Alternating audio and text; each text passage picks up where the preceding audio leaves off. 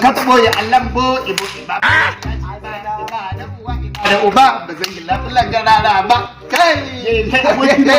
ashe dan sholi saka ai saka ma lokacin fare ma sallama to dan sholi ya isa ashe dan sholi magana da ya gaya min gaskiya ne kuma ka ce inda ka rike annabi ka rike kuma sallallahu alaihi wasallam duniya da lahira kash ina zuwa na dauki tarbi na dinga salati yanzu dai mutuniyar ka na kira har ta ce min ma gobe in je ai da kai banza ne dan sholi kana ganin shi dan iska dan haka yana wannan warin yana wannan cakewar amma dan banza ya san inda ake daura kaguwa zan ya sani wallahi ya sani ai yayi makaranta allo dan iska wai yanzu ina cikin tafiya ne wani tunani to ni ku nace abokina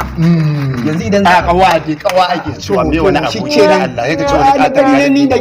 kai din da daya wallahi da bambanci jinsin ba daya bane Allah da ku jalla to me bambancin na da zira Allah ba na son iskanci ba na son zinar zance shi kenan yanzu dai a bar wannan ne magana ta maslaha to saboda wannan abin da ke faruwa a kasar nan sai nage kamar ya dace a ce yanzu in same ka ne wata magana da kai yanzu sa'a ce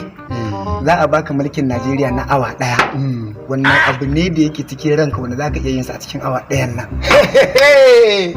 Allah na dawo in ji mai yawon duniya tab ija in samu mulkin Najeriya ai billahi la ilaha illa huwa ta yanke saka ai duk wata manufa ta na rantsi da girman Allah rana out zan yi da ita kaga yan daudu kaga karuwai kaga yan sholi kaga barayi